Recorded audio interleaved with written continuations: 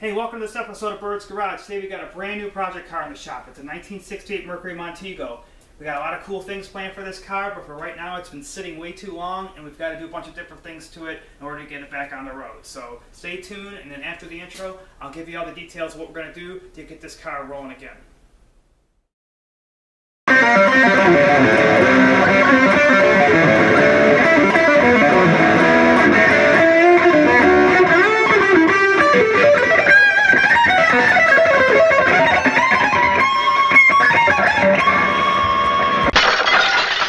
It's hard to believe, but this 68 Montego has 61,000 original miles. Now, I don't have any documentation for that, but there's some key indicators around the car that I believe makes it an accurate assessment of the miles. And in a later episode, I'll walk you around all those factors and show you why I believe it's a 61,000 original mile car.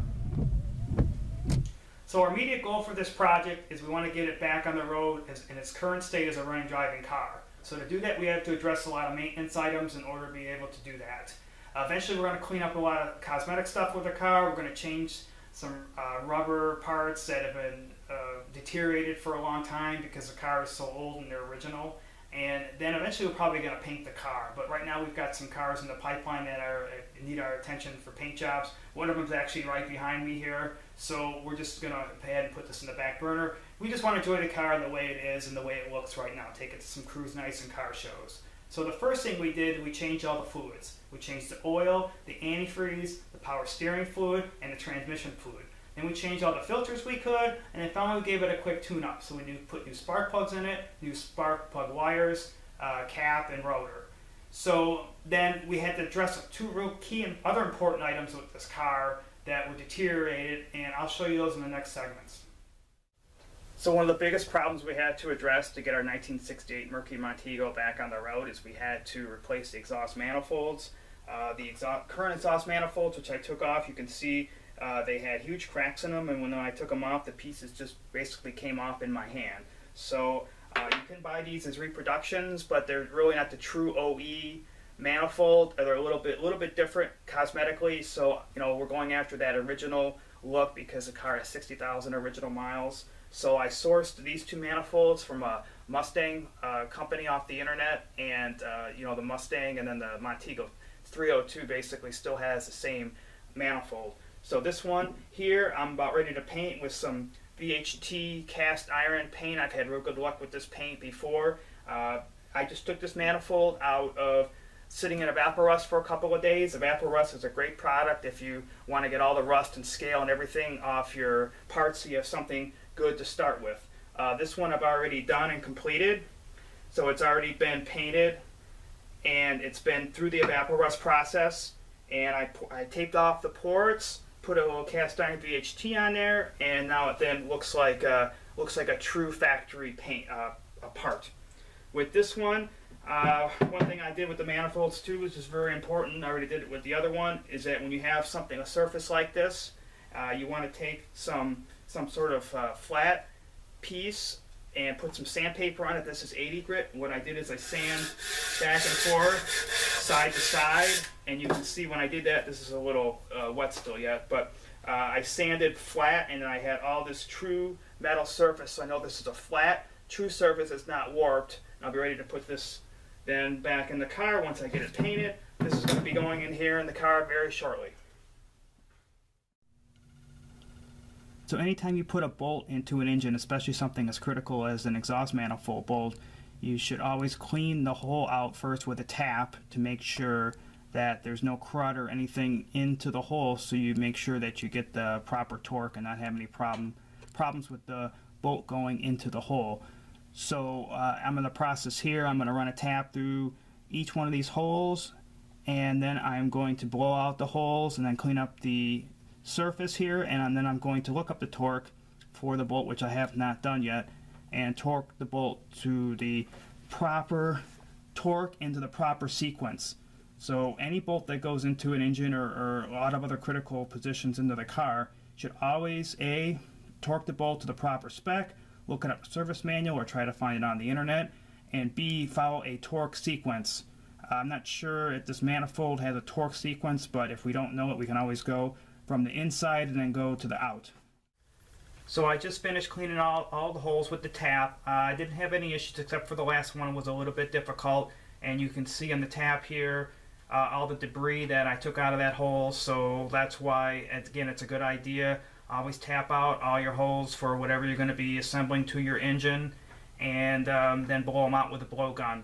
So next I'm going to be cleaning up the surfaces, putting new gaskets in, put that new freshly painted manifold in, and follow the torque sequence and torque the bolts the proper pound-feet that's recommended in the service manual.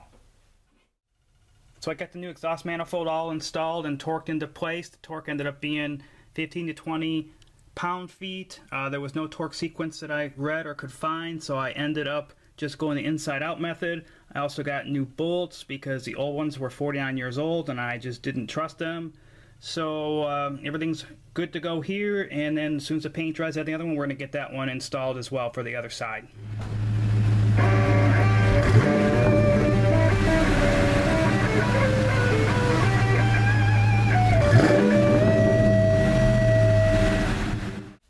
So one of the major things we had to address with our 68 Montego to get it back on the road is we had to change the rubber brake lines, which were seriously deteriorated.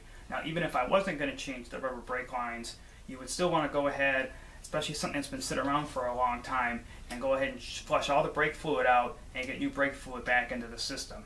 And the reason you'd want to do that is because brake fluid's hygroscopic, which means it absorbs water. Well, why is that bad? Well, water will contaminate all the metal that's in your brake system, A, and B, will actually lower the boiling point of the brake fluid and make it start boiling faster when it gets hot, which is not a good thing.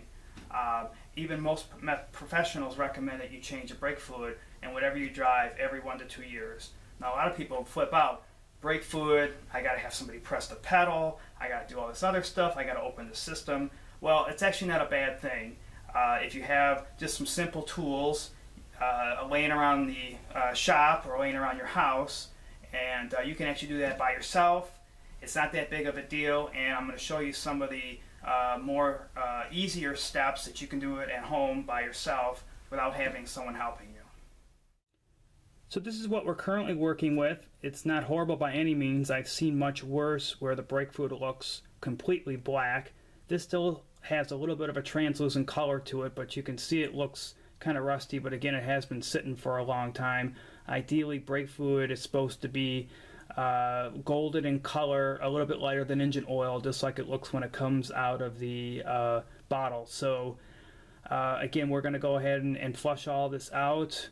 One method I'm going to show you is using a simple tool around the house, and then I have a little bit more skilled tool that you have to purchase that I will show you. So let me round those things up and then we'll get started and we'll flush this out. So how am I going to bleed the brakes by myself? I'm going to do it with this one-person brake bleeder kit. You can pick this up at any auto parts store between $10 and $20. What's nice about this kit, it's got these little rubber boots here that you'll be able to pop right over the bleeder screws and make a nice tight seal. So by using this kit, all you have to do is pump the brake pedal and keep pumping it until you see all the air. You'll actually get brake fluid and air all mixed into the hose and then into the cup. So you keep doing it and doing it repeatedly until all the air, you see no air bubbles that's going to be in this tube. It's going to be all brake fluid. So I got my one-person brake bleeder all set up. I got the bleeder wrench I need, so I'm all ready to go and start bleeding the brakes. Now, it's not a coincidence that I'm here at the right rear because this is where you want to start. You want to start from the furthest from the master cylinder first.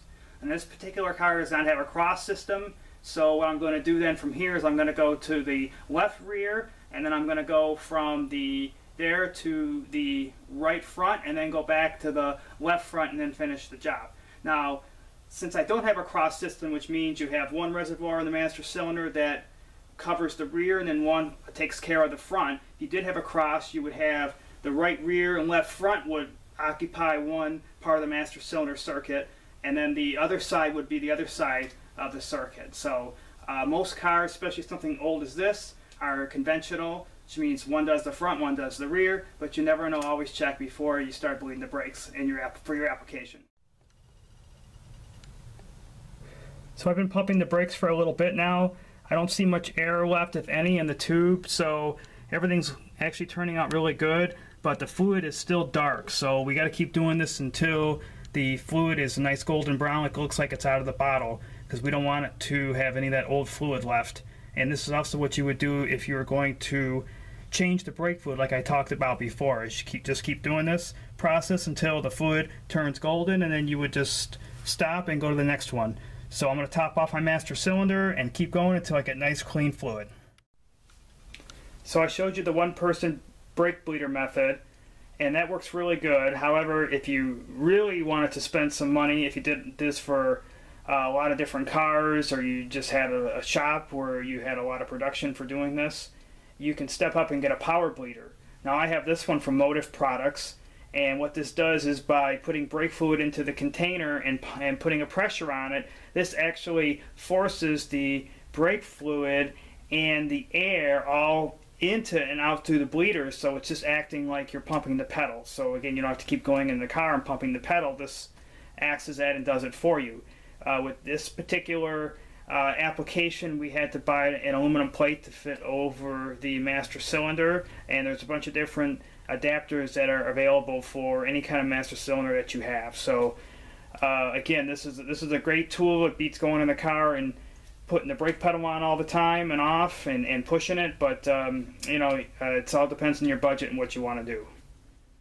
So remember when I said earlier you could do this job with some simple stuff around the house? Well, this is what I meant. You could actually gravity bleed the brakes with just a simple water bottle and some tubing you have laying around the house. Now, as long as the hole is a small enough diameter to fit nice and tight around the end of the bleeder screw, then you're good to go. Now, when you do start with this process, you want to put some fluid in the bottom so the end of the tube is surrounded by fluid and not air. And the same thing using this, this gravity brake bleeder cup here, you would want to put fluid there on the bottom just so it extends beyond this tube. So when you start pumping back and forth and you let up on the pedal, you're drawing in fluid and not air. Now, for different types of brake fluid, there's .3 and there's .4. The major two ones that are going to be used, our old 68 Montego here is just going to be .3, but a lot of newer cars take .4. So you should always look at the manufacturer spec and see what kind of fluid they recommend. That's what you should be putting in your car. Finally, the most important thing about brake fluid is very corrosive, as it eats the paint away. So always make sure that you lay a bunch of rags down, lay some sort of plastic, whatever, just so that if you get any kind of brake fluid on any parts of the car, you make sure you clean it up right away. So I wanted to show you something here I thought was kind of neat.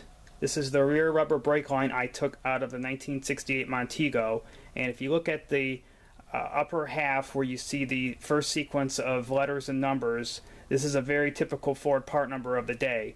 Now, the first character is a C, which means this part number was originally generated in the 1960s. Then the next character is the number 8, which references 1968 in this case.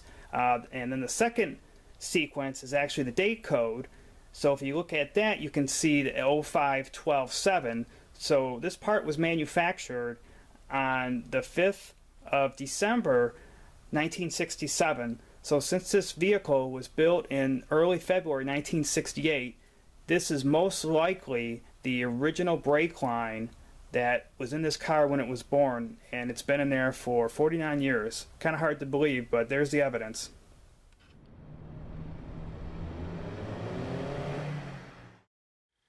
So another area we have to address with our 1968 Montego project here to get it back on the road is we have to look at the fuel to make sure that it's good enough quality for the engine so it can start, perform, and run the way that it should. Now, the previous owner said he put something in the tank, some sort of fuel stabilizer, but he doesn't remember exactly when. Probably something like this stable here. So we don't know how old the fuel is and when it's last been treated. Even Stable recommends that the fuel should be treated about every 12 months to keep it fresh. So we're going to go ahead and get all this old fuel anywhere we can out of this car and fill it all with fresh fuel. Now, if you notice here, our trusty Ford 2100 two-barrel carburetor, it looks new. It's actually not new. I rebuilt it. And these parts, the carburetor and the intake manifold, were sitting in the trunk when I bought the car, and the previous owner had aftermarket parts on here, and I want to return the car the way it is, close to being 100% original. So I took the old parts off and put these back on. When I took the carburetor off, I didn't smell bad fuel, and fuel has a very unique smell when it goes bad. It does smell nothing like the regular gasoline. It's got kind of a pasty, varnishy, just a really unique kind of smell. Regardless, the carburetor's been rebuilt, and I got everything done here on the top. And now I'm going to go down below and show you what I'm going to do to get the fuel out of the tank and drain it and get fresh fuel in this car. So a quick word about the stable here. I've been using this in my cars for a very long time, and I've never had any problems with it. It always keeps the fuel nice and fresh, so when I jump in the car, it's ready to go. Anything that's going to be sitting around for a long time, even as short as a couple of months, I'll put the recommended dose of stable in the tank. With today's ethanol blended fuels, the fuel can go bad much faster than it did when it did not have that type of blend in it. And it's also more corrosive when it goes bad. So again, anything you're going to sit around, always try to put a stabilizer in the tank so you don't have any issues. So this is our fuel tank sending unit at our fuel tank, and because of its position, all I got to do is disconnect that rubber line and all the fuel will come spilling out. But this vehicle is quite rare because this tank actually has a drain plug, and all you got to do is take that drain plug out and all the fuel will come spilling into a drain pan. Now I probably will do that to get all the fuel out because it's probably a better, safer way to make sure everything's out, but I will still disconnect that rubber line because I want to also disconnect where the other rubber end is, which is by the torque box, and that is behind the left front tire. And I want to take a blowgun and I want to blow all that fuel out to make sure that the whole entire system then is going to be fresh for our new fuel. So the last thing we got to inspect, the tires. Very important safety item. Always check the tread, make sure it's not down to its minimum depth. Always look around everywhere, see if you see any cracks. Cracks is a sign of dry rotting. Tire's got to be replaced. If it's over 10 years old, the tire's got to be replaced. Somewhere along the bead area, there is a stamp in a week and a year configuration of when the tire was manufactured, and if it's over 10 years old, replace it. The DOT considers that a tire over 10 years old is unsafe because the rubber deteriorates over time. Finally, pressure. Pressure is very important in the tire. Always check the manufacturer specs to see what the tire should be, and if not, it's safe to just go with 32 psi. Well, unfortunately, that's all the time we have for today's show. As always, thanks for watching. Good luck with your projects, and remember, it's not a rewarding day unless you get dirty.